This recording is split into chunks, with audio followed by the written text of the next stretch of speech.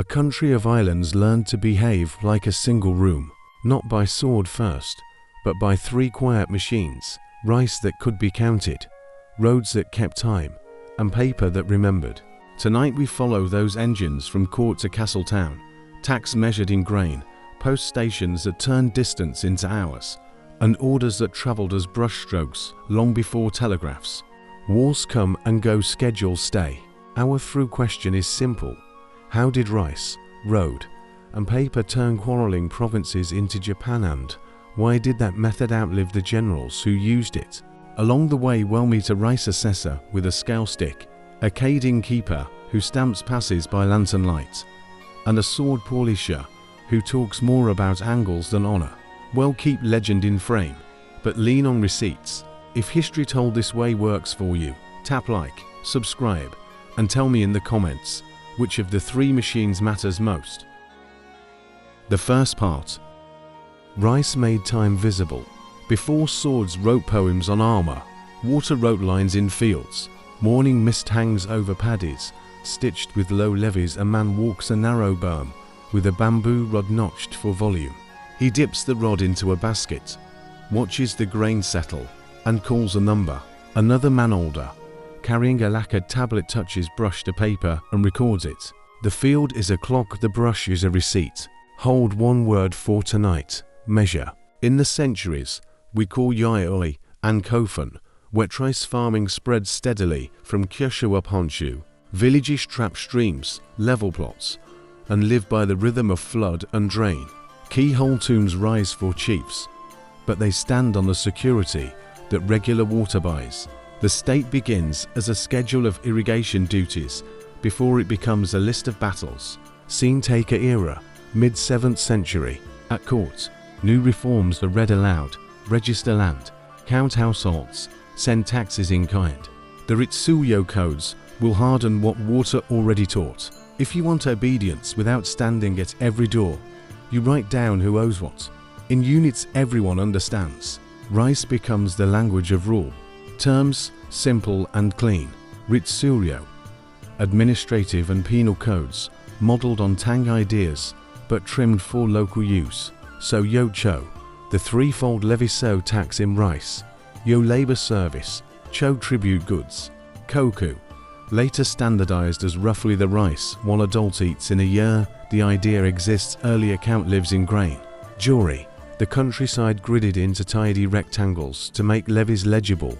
Kanga, district office where scribes weigh harvests and post duties. Numbers that hold without swagger. Picture a village owing a fraction of its crop every 10th sheaf, measured by basket or scooped down river to a storehouse. A canal crew gives a fixed number of days per year, a road gang the same. A koku is not a sculpture, it is a year of suppers. A canal boat carrying a few dozen koku turns mud into policy. Close seen provincial granary. Nora period mourning. Pillared storehouse above damp ground, straw-wrapped bales in neat stacks, a beam scale, with iron pans, a scribe's brush soft as it moves. Farmers arrive in pairs. Hat dripping, the beam dips, and writes a clerk knots a tag into a cord and stamps a seal with the country's name. A child watches and learns the sound rice makes when it counts as law. Soft, steady, relentless. Myth, trimmed and tagged. Warriors dominate memory, but the sword is late to the meeting. In early court centuries, the power that matters floods a field on time and pulls hands to a ditch on the weaker side. The grand tombs point to kings, the paddies beneath them point to surveyors and scribes. Another story, isolation. Not yet. Boats creep along coasts to the peninsula. Envoys shuttle monks travel with new scripts and better irrigation tricks. A state need not conquer. To standardize, it can post hours. Bring paper into the field so you can hear the hinge. A court poet writes a line about a rice plant bending in wind, a clerk beside him as a parcel number in a ledger. Both are culture. One will be copied for love, the other for audits. When reformers send a decree, count households, register fields, assign labor days, they compose a national hymn in prose.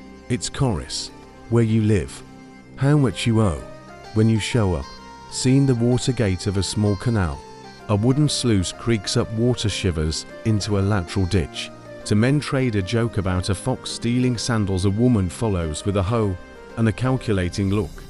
If the flow holds, transplant by the 7th day. If rain misses, pull cousins from weeding to patch the upper gate. Schedules displace prayers without replacing them.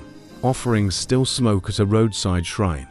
A god that knows time is more useful than one that loves thunder. Name the working hands.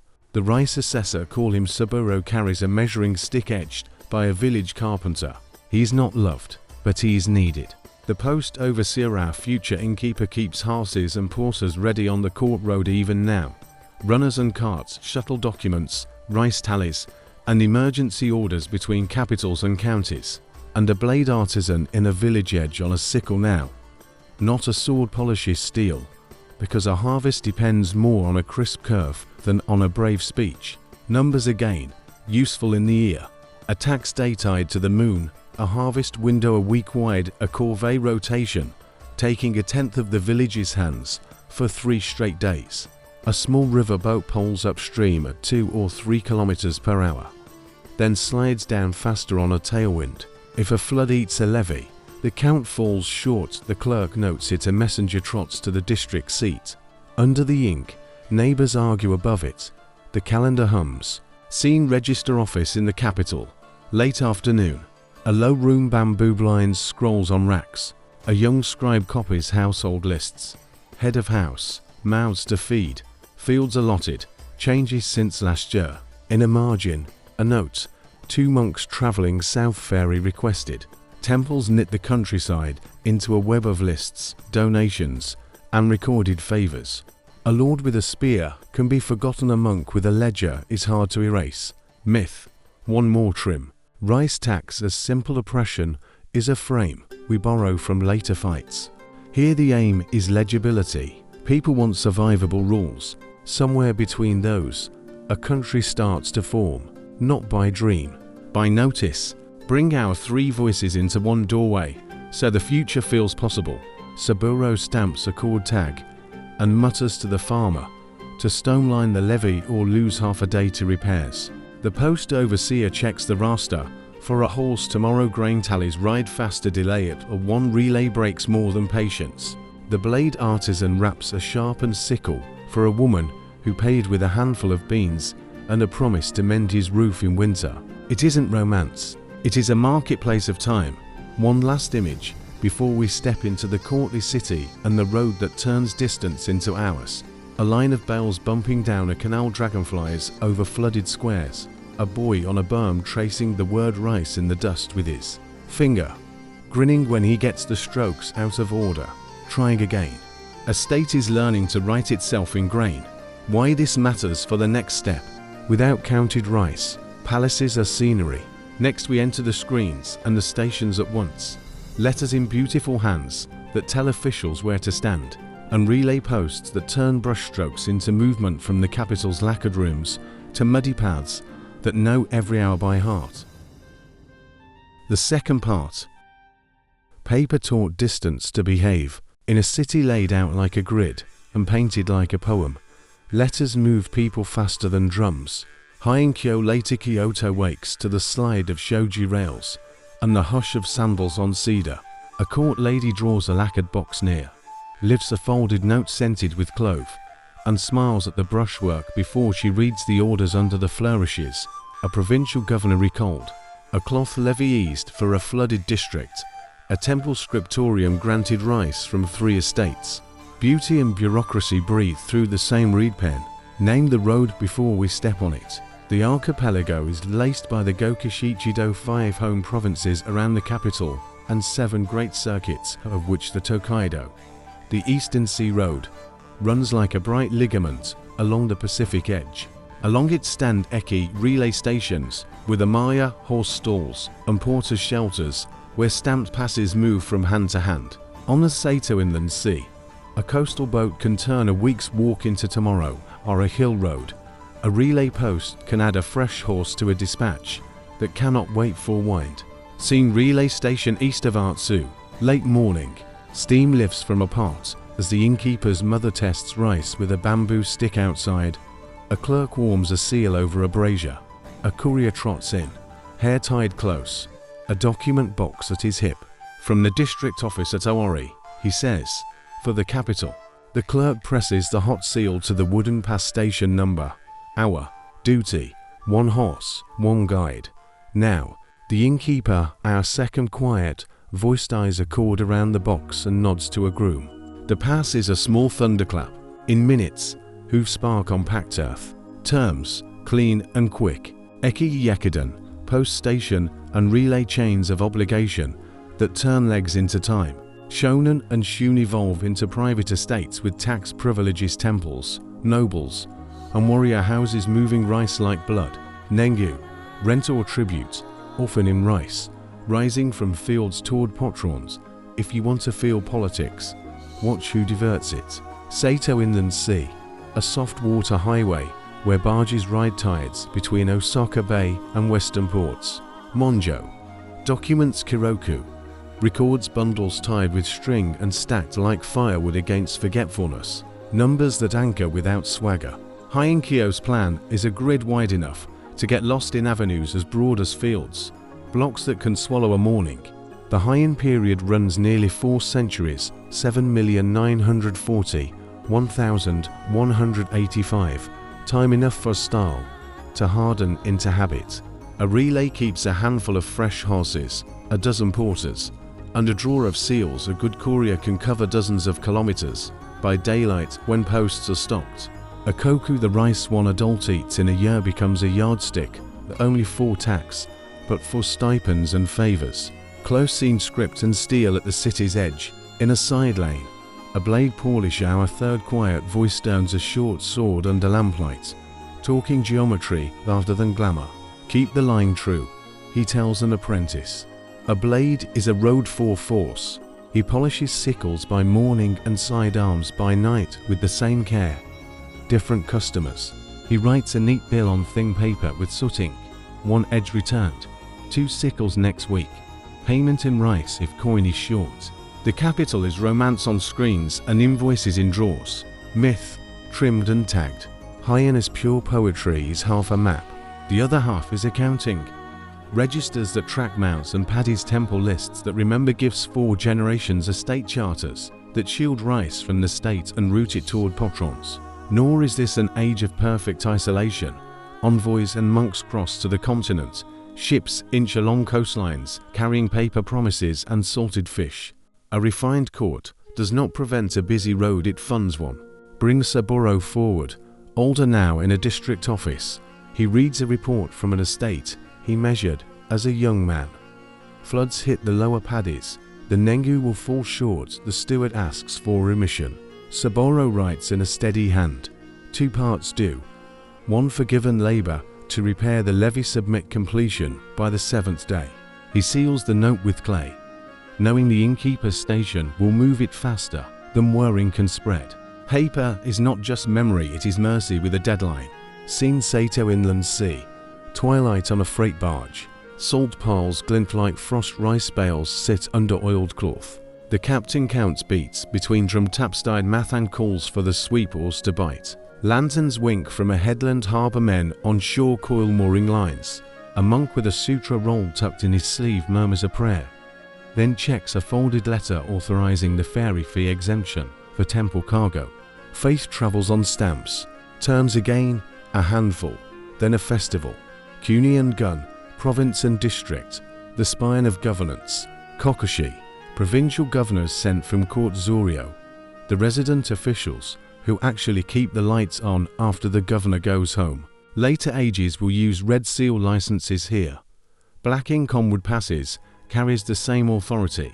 The Emperor Mikado sits behind screens, regents sign for him. A city can be run from behind a screen, yet the screens move paper fast. Numbers, and the lived clock of a road. Relay fees posted by schedule, ferry crossings at fixed hours. When river and wind allow post horses rationed to official use. Private travellers, by porters and time with coin, or favours an estate steward's letter can open doors that a peasant's coins cannot. 1 storm can make a week vanish. A postmaster who cheats on seals loses a career. In that feeds couriers hot, prevents accidents from multiplying. The road is a risk budget in planks and porridge. Close scene court and country touch without touching. In an East Side mansion, a lady writes of how a robe's color quarrels with maple leaves outside her screen. A steward stacks petitions about broken bridges and stolen rice. Both texts will survive with different readers. The diary teaches taste, the petition teaches price. To meet high and honestly, read both. Myth, one more trim. Warrior dawn with shining swords has not yet arrived. Warrior houses a growing provincial muscle with titles, private estates guarded by men who collect nengyu. But their power is still a paper habit before it becomes a banner. The bow rules further than the blade rules a desk before it rules a field. Bring our three voices into one vestibule where the relay hums. Saburo hands a remission note to a courier. Ink still damp, the innkeeper stamps the pass and slides a hot bowl of millet across the counter. The polisher picks up a sickle chipped by flood debris and estimates how long to rescue the edge. Each trades in hours, each keeps the country one piece. One last image before we turn to the age, when warriors write the memos. A ridge road at blue hour, the skyline cut black against cobalt. A courier's bell pings, once a fox slips across the path far below. A string of lights on the inland sea, like a second Milky Way. The capital behind you glows like paper. The road ahead is a sentence that knows where it ends. Why this matters for the next step. When warrior houses begin to send orders, the same roads and barges will serve new masters. Next, the paper grows a helmet. The Kamakura shogunate turns stipends, land grants, and summons into a lattice strong enough to carry war without breaking the calendar. The third part. Paper put on a helmet and kept the calendar. When war took the stage, the orders did not get louder, they got clearer. A hill town on the Pacific side wakes to goals and drum beats. A clerk at a shrine unties a corded packet and reads an order from the new military government. A local fighter is confirmed as land steward at temple's holdings. A levy of rice is due at the ports by the 5th day. After the next moon, ink, not iron, starts the day. Give the names without the clutter. Kamakura, the seat of the first shogunate. Shogun, military chief who issues orders in the emperor's name. Gokunin, direct vassals who answer summons and receive stipends or rights to collect income. Jito, a state steward who enforces dues and keeps fields in line. Shugo, provincial constable who keeps peace and musters men. Mandakoro and Manchuyo, the shogunate's boards for finance and legal review think treasury and audit. Chigyo, a right to take income from land, not absolute ownership, but a pipe that pours rice into a vassal's beans when he's done his work. Numbers that hold without swagger. A stipend might be reckoned in coca rice for a year per adult granted as a slice of estate revenue rather than bags handed over. A summons can pull a few dozen mounted archers and many more foot from a district within days if passes move fast. 2 invasions from the continent, one in the 1270s and one in the 1280s, force the government to standardize coastal beacons, build low stone walls along Hakata Bay, and ration arrow stockpiles by ledger, not by boast. Seen Kamakura's low offices, a windy afternoon, shelves of tied bundles, a clerk reads out a case. A widow claims her late husband's service grant, a cousin disputes it with a witness and a promise. The Manchuyo panel hears the oaths, consults older documents, and writes a decision that keeps the rice stream predictable. A warrior bows, not to a sword, but to a list. Stability is the shogunate's best weapon. Our innkeeper appears with a new badge. The relay he runs now serves not only court messages, but shogunal passes. A mounted courier arrives with a wooden tablet stamped dark station number. Hour, duty, 1 horse, 1 guide. Urgent road report. The innkeeper hands up a water skin and points at the next ridge. Hooves go. Paper has learned to move at the speed of a tired animal well fed. Terms again, clean and quick. Cuman, a local writer scribe attached to an estate or a warrior house. He is the nerve that turns favors into records. Ondu, a confirmation of rights. Keep doing what you're doing, the government recognizes it. Bugyo, commissioners who handle special tasks, ports, temples, Defense projects. The shogunate grows not by declaring new laws every day, but by stamping and restamping the same practices until even enemies prefer the rhythm. Close scene Jito at work. A steward walks field edges with a stick, notes which levees need repair, marks plow depth with a glance. He is a former fighter, now he fights with schedules. He posts work days on a board, under the eaves of an estate office, then rides to the port to check on cargo weighed for delivery. 40 koku to the Gokunin up the valley, 30 to the temple's granary, the remainder to the government store. The numbers are not poetry, they are peace in a place that has known the other thing for too long. Myth, trimmed and tagged. The warrior age throughout the court's paper is a neat story that dies in the archives. Kamakura builds with paper differently. Land grants are not love letters, they are receipts for service. Samurai equals sword to simple. Bows rule fields, spears hold lines, the sword is a sidearm and a badge. Important, yes, but part of a kit. Kamikaze as a storm sent by heaven to save the island's later piety. What we can say is that coastal walls, beacons, ships, and coordinated levies turned a storm into victory. Not miracle alone. Bring the blade worker forward, now a polisher of long swords, older and no more romantic. He talks to an apprentice about geometry and glue. Edge and back must agree, or the blade sings wrong. A sword that looks fierce and cuts crooked is a liar. He spends his mornings on farm tools still, because the Jito pays him rice and favors a sword may be glory, but a sickle is dinner. He writes a bill in plain terms, 2 blades, 1 month 3 sickles, 3 days payment in rice or paper redeemable at the estate office. Scene coast alarm drill, Hakata Bay. Beacon towers at intervals, a line of low stone revetments hugging the shore, bundles of arrows stacked in dry sheds. A bugyo makes his rounds with a tallyboard men at each station read back stock numbers. A drum thumps the rhythm for boat crews. This is not romance, this is insurance. When ships appear on the horizon in a year with a 2 at the front, the men will be where the paper said they would, with what the paper said they would have. Numbers again, useful in the ear. A single coastal district maintains dozens of watch posts. Each post keeps a few thousand arrows and days of barley for the men. A levy rotates by schedule to keep fields from falling behind. The cost is high. After the invasions, there is no new land to assign as reward. Stipends strain the government pays with thank yous on paper. And paper does not boil well. Discontent simmers, not because courage failed, but because budgets did. Saburo, very old now, sits on a porch and watches his grandson read out a land confirmation with a strong voice. He nods at the parts that matter. The boundaries marked by stream and stone, the duties owed in rice and labor, the rights protected against neighboring greed. He has spent a life turning grain into time. It pleases him to see a boy turn words into stone. Myth, one more trim. Kamakura invented feudalism, borrows a label from another continent. What we can say, the government turned personal service into standardized dues and rights, so that a war could be raised without shattering planting and harvest. Paper and road did the heavy lifting honor. In this system is a receipt paid on time.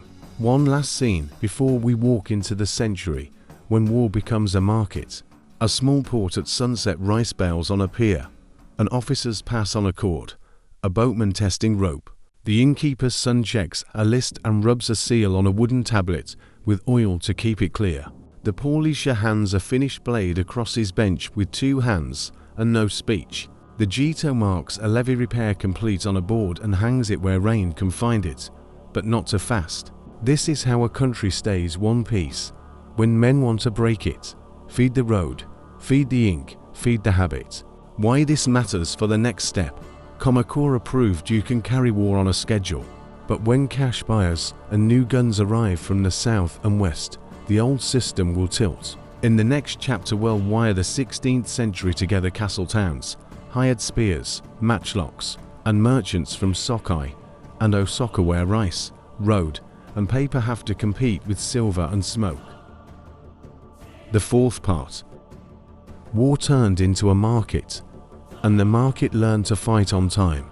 The century we call Sengoku looks loud from far away: banners, sieges, armor, but up close it sounds like ledgers, road guards, and matchlocks being dried under eaves. Castle towns grow where rice, road, and paper cross smoke and silver arrive from the sea and change the price of an hour. Seen sockeye at dawn, wharves lined with bales, barrels, and stacked crates. A broker checks a beam scale, while a Portuguese caraclooms like a hill of rope and wood, silk, sulphur, pepper, lead, and unfamiliar crosses step ashore with the crew. A local guildsman bows without fear or hurry. He's thinking about rates, not iconography. A clerk notes a new word arquebus, then writes a number beside powder. By nightfall, two boxes of matchlocks move inland under escort. A smith, who used to flatten plowshares, will be asked to cut vents and farlocks. Terms, simple and sharp. Castletown, a planned grid around a fortress, with storehouses, workshops, and a market administration first, romance later.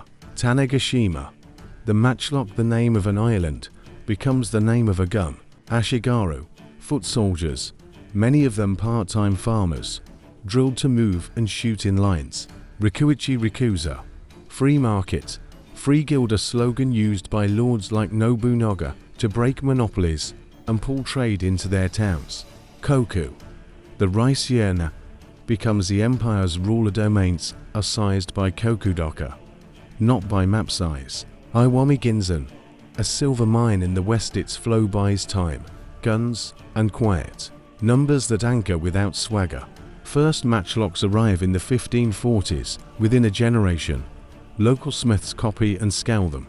A castle garrison eats thousands of koku a year. Part of that is paid in rice, part converted to coin when gunpowder needs buying. A trained ashigaru can load and fire 3 shots a minute. When nothing goes wrong, a line of 3 ranks can keep a steady rain of lead for the length of a prayer if powder stays dry and nerves hold. A lord may promise 10,000 koku to a retainer. The retainer's real power is how quickly he can turn those bales into wages. Arrows, powder, and rice porridge on time. Close scene: Nagashino Plain. A wet morning in the 1570s. Stakes hammered into earth make a low fence. Behind it stand ranks of ashigaru with matchlocks. A captain walks the line. Dry the pans. Measure the powder. Don't chase. Cavalry test the fence. Snort. Will away. The first volley pops like fat in a pan. Then the second. Then the third. We remember the noise. We should remember the carts. Powder casks tarred. Spare match rope coiled. Spare barrels kept under oilcloth. Rice gruel ready behind the line. Victory is a schedule with smoke on it. Myth, trimmed and tagged. Bushido as eternal code hardens later in this century. The code that matters is punctuality. Sword over gun is theatre. The sword lives at the hip as badge and backup, while bows, spears, and matchlocks do most of the killing.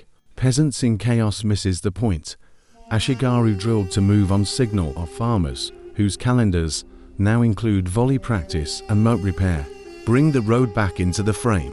Our innkeeper runs a busier relay in this age. Lords moving, envoys hurrying, merchants carrying letters of protection.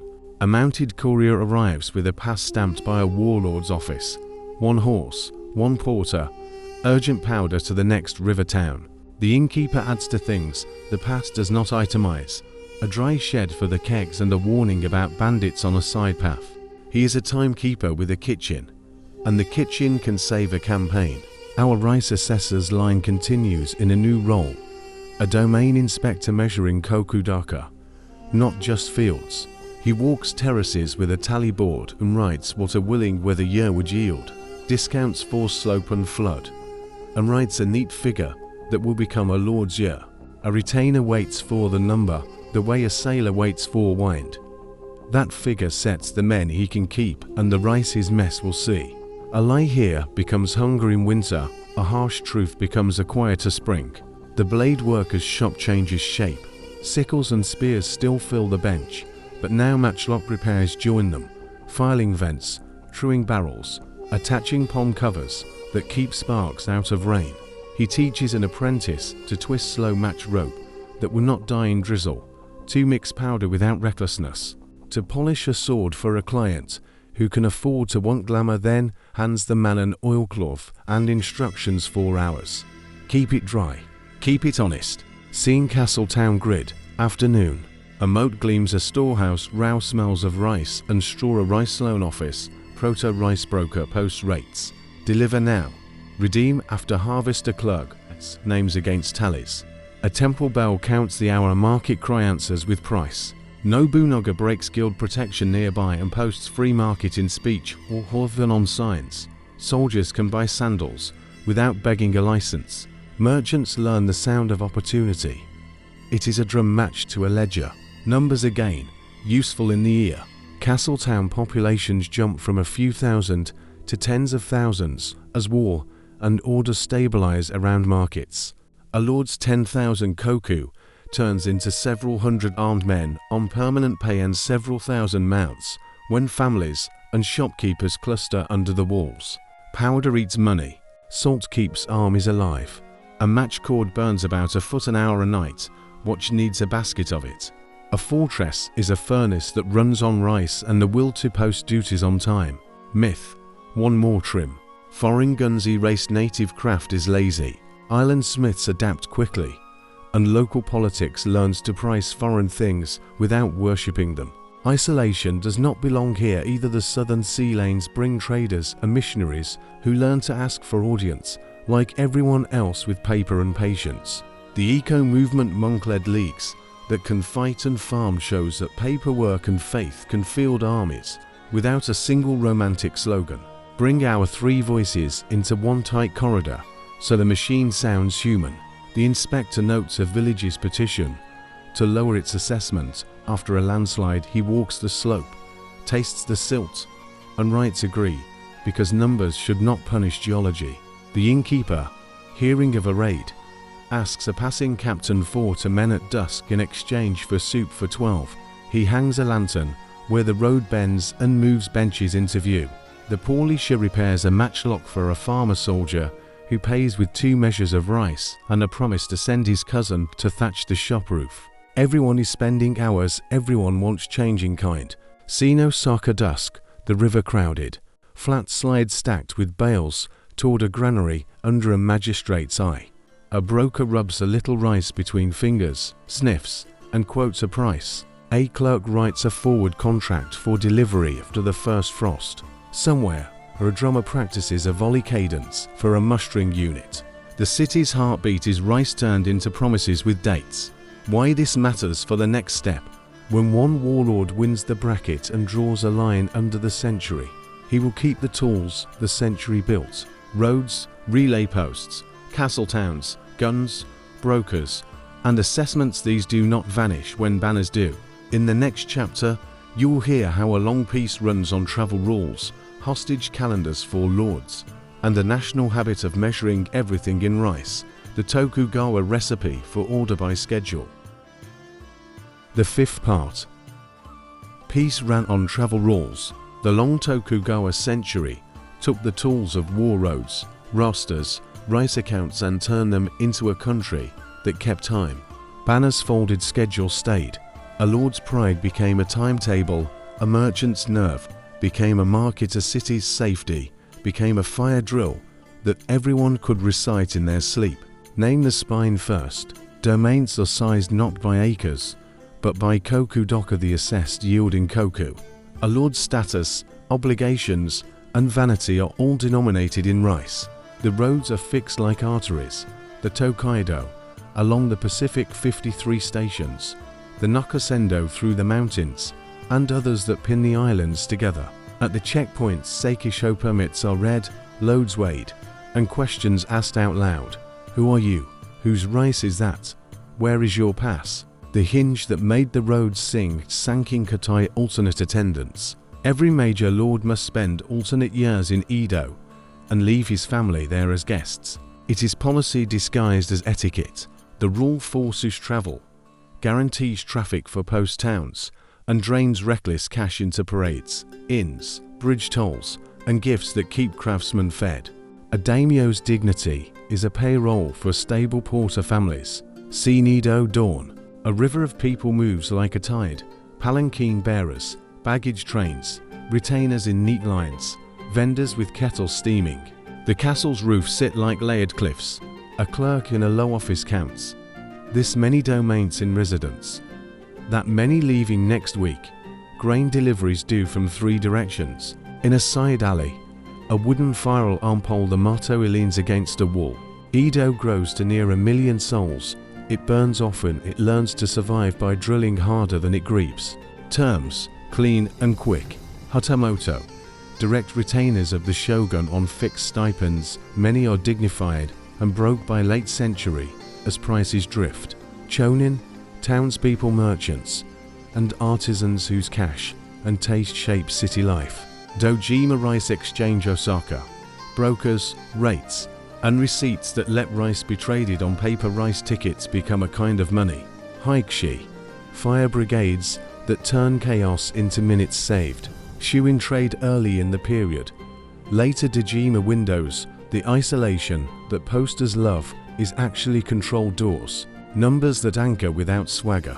The Tokaido has 53 official stations. A fit courier can ride station to station and cross the road in days when posts are stocked. Sankin-katai drains a domain's coffers by design. Hundreds to thousands of people on the road. Weeks in inns. Gifts in silk and coin. Edo's population climbs towards 7-figure spires, called Flowers of Edo. Strike every few years. Brigades fight them by the hour with ladders, hooks, and buckets. In Osaka, rice receipts at the Dojima Exchange. A merchant buy and sell without touching a bale. A lord's stipend rides paper before it feeds a mess. Our 3 quiet voices slip into their Edo roles. The innkeeper now runs a Tokaido post with a signboard of rates. Horses, porters, roof rooms, rice bowls, straw sandals. He keeps a reserve of rain cloaks for the retinues that forgot theirs. He stamps travel passes and watches moods as closely as weather. A cheerful march spends more, a bitter one breaks benches. He keeps one rule close to his heart. Hot things go first. Rice, tea, baths, because speed is a kindness that earns you a guard at night. The rice assessor's line has become a domain fiscal officer who recalculates kokudaka after floods and new canals. He measures by sample plots, discounts for slope and soil, and reports a figure that becomes salaries, roadwork, and guard posts. He knows that a generous lie to please a lord today creates unpaid stipends in winter. He prefers the discomfort of a smaller number to the famine of a false one. In Osaka, he learns to read rice receipts like weather. The blade workers' shop in Edo smells of water and steel and charcoal.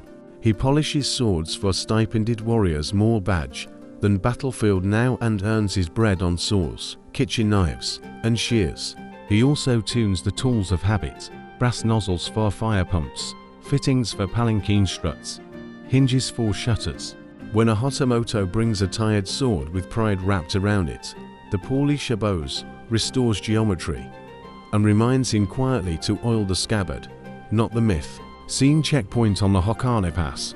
Under a cold sky, inspectors glance at permits and baskets, count children and retainers, and call out the formula that proves attention. Women attached to a daimyo's household pass as hostages honored with dignity. Petty smugglers squirm under questions about downhill traffic that should not exist. A musician's troupe produces a stamped letter. The official nods and waves them through. The state is not closed, it is gated with hours. Myth, trimmed and tagged. Isolation is a shortcut. The period limits foreign contacts sharply, yes, but allows Dutch and Chinese trade through narrow windows. Domains within the country trade intensely. People move constantly on permits. Samurai always rich loses to price lists. Many find their fixed stipends thin against rising urban costs. They borrow, teach, or marry into merchant wealth. Some sell a sword to pay for books. Merchants despised makes a simple poster in practice. They buy influence by buying time, funding bridges, granaries, and festivals. Close scene Dojima floor in Osaka, mid-afternoon.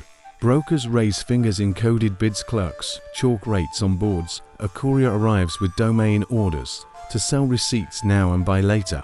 The price of rice is the price of peace. to high-end towns starve to low and stipends shrink.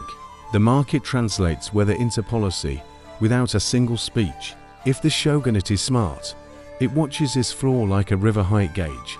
Edo again night. A bell sounds, the wind, a lantern patrol tests doors, a small fire blooms in a carpenter yard, and is shouted down the street. Haichi firefighters run with hooks and ladders. The polisher's apprentice joins a bucket line, while the master throws wet cloth over a neighbor's roof. The innkeeper, miles down the Tokaido, lets a retinue bed in his yard out of pity for a sick child. He will write the loss offer's reputation. The fiscal officer drafts a short letter approving rice release from a granary to a burned ward. Mercy, stamped. Numbers, final tally for the era. Alternate attendance pulls tens of thousands over the roads each year. Post towns grow fat on predictable dignity. Edo's fires take minutes to run a block. Brigades must beat that time or count losses by ward. Rice receipts in Osaka stack like dry leaves. A gust of rumor can move prices by a handful of coins and 1,000 empty bowls. The country behaves like a single room because everyone learns the same clock. One last image before we step into the coda. What lived on, what we left. A long line on the Tokaido, spring range, straw capes shining, a checkpoint gate like a wooden eyebrow over the road. A child peeks from a palanquin curtain, a porter grins and shifts a bale. The innkeeper bows and points toward baths. The fiscal officer folds a letter into a sleeve. The polisher's apprentice, off on an errand, counts stations by the feel of his feet. The poem is a schedule. The schedule is a country. Why this matters for the next step. When outside pressure arrives with steam and treaties, the habit survives. Roads take rails, edicts take telegraph, rice metrics become tax and salary in new units. In our final chapter, we'll name the residues. Post towns becoming commuter towns, exchange floors becoming markets with wires, discipline turning into drills, and draw a line that starts in a field and ends in a clock on a wall. The sixth part. Habit outlives banners. When steam, treaties, and new tax is rolled in, the three quiet machines, rice, road, and paper, didn't vanish, they changed uniforms. A schedule that once moved bales and messengers learned to move coal and wires. The country of islands kept behaving like a single room because clocks, not slogans, did the heavy lifting. Seen early Meiji morning on the old Tokaido line. Rails bite the earth where post horses used to breathe. A station master checks a brass pocket watch, raises a flag, and a short train coughs into motion. In the second car, a former retainer in a neat coat reads a printed timetable as if it were scripture. The page tells him something all ears want to know: where to stand, when to show up, who pays for delay. Name the conversions plainly. Koku loses its crown to yen, but the habit of measuring lives in neat units remains. Rice tax commuted to money assessments become budgets, ledgers become ministries. The relay chain eki, horses, passes turns into platforms, locomotives, and tickets. Messages that once needed a fast rider take wire. Telegraph poles grow like a new kind of bamboo along the roadbeds. A sword license becomes a draft card, a mess rota becomes conscription drill. The watchword stays the same: on time. Numbers that anchor without swagger. In a generation, rail lines link Tokyo to Osaka. Along the old road spur lines stitch castle towns into prefectural capitals. Telegraph stations hop city to city, cutting days 2 minutes. Conscription turns months of drill into muscle memory across provinces. Left face, right face, load, fire now with cartridges, not cords. Grain still matters. Shortages in bad years flash from exchange floors into policy in hours, not seasons. A governor can move rice with a wire and vindicate a village in time to keep it whole. Bring our 3 quiet voices forward for one last turn. The innkeeper buys a license, paints a new signee and rooms by the station and keeps the same rule: hot things first. He stamps tickets instead of passes and learns to read faces that have learned to read clocks. The rice assessor's grandson works in a prefectural office with a slide rule and a stack of forms. He speaks in yen now, but thinks in koku when he senses a mistake. That number feeds how many. The blade worker's shop hums with different rhythms: kitchen knives, saws, carpentry planes, and, now and then, a ceremonial blade for a man who wants a story on a wall. The old man teaches his apprentice the same sentence: keep it true. Geometry is a promise. Myth, trimmed and tagged. Modernity broke the past cleanly is a slogan, not a record. Habits leak forward. Post towns become commuter stops, castle moats turn to parks, and canals market cries turn into chalk on a board.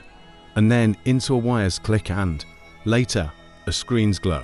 Samurai to bureaucrat is not betrayal, it is the same respect for the written hour in a new office. Merchant suddenly honored ignores the long apprenticeship of Osaka, and Sokai money had been thinking for centuries. The form changed, the discipline didn't. Seen Osaka exchange for reborn, where rice receipts once fluttered. Now shares and bills change hands with the same finger talk and the same anxiety about rain. A clerk carries rainfall maps instead of temple gift lists. A governor phones an order that sounds like a prayer with a deadline. Release reserves, steady prices, keep the peace. The market answers with a number that will soon be printed and read by men on trains. A country's mood fits inside quotes. Numbers again, useful in the ear. A station clock wins or loses a day for 1,000 people, 6 times between morning and dark. A regiment's drill saves minutes in an emergency that would cost hours if invented on the spot. A rice reserve released on a Tuesday corners rumor by Thursday. A shipping schedule remembered by 2 ports prevents 100 men from sleeping wet on a quay. The old math grain hours safety still works with steel and paper and code. One last circuit for the 3 voices, because stories end best when lives keep going. The station innkeeper watches a soldier share a bento with a clerk and thinks kindly of a world where uniforms and pens sit at one table. He keeps a ledger that would make Saburo smile. Contents, rates, repairs, a column for favors owed. The fiscal officer in prefectural blue pencils a small town's tax reduction after a typhoon and refuses to apologize for being early. The polisher fits a new brass nozzle to the volunteer fire pump, then goes back to grinding a plain blade for a carpenter who will fix someone else's roof. None of them use the word heritage. All of them keep the hour. Myth, lash trim. Honor versus commerce is a quarrel that sold many books the street did not care. Honor without a clock is theater, commerce without a clock is chaos. The durable virtue here is not oppose its procedure. You can dress it in silk or in workcloth, it sounds the same when it works. A voice at a door saying, now, see museum light, present day. A beam scale from a provincial granary sits beside a brass station clock and a telegraph key. A child presses a button and watches the needle twitch. A plaque explains that this click once stood in for a horse. Across the room, a rice bale cord tag lies next to a train ticket from the same town, a century apart. The adult reading over the display smiles at the sameness. Stamp, seal, schedule, seat. Different font, same promise. Numbers, final cluster. 3 machines, rice, road, paper. 4 conversions, koku to yen. Pasta ticket, messenger to wire, mess rotor to drill. 2 tests that never go out of date. Can you move people and food on time? Can you publish the course where everyone can read it? A country that answers yes keeps its shape even when uniforms change. Why this matters tomorrow. Legends gather around blades and battles, but the parts you can keep are more modest. The levy that doesn't humiliate. The post that never lies about time. The record that can be audited by a stranger. If you want islands to behave like a room, build a clock everyone trusts and pay for it in daylight, not in mystery.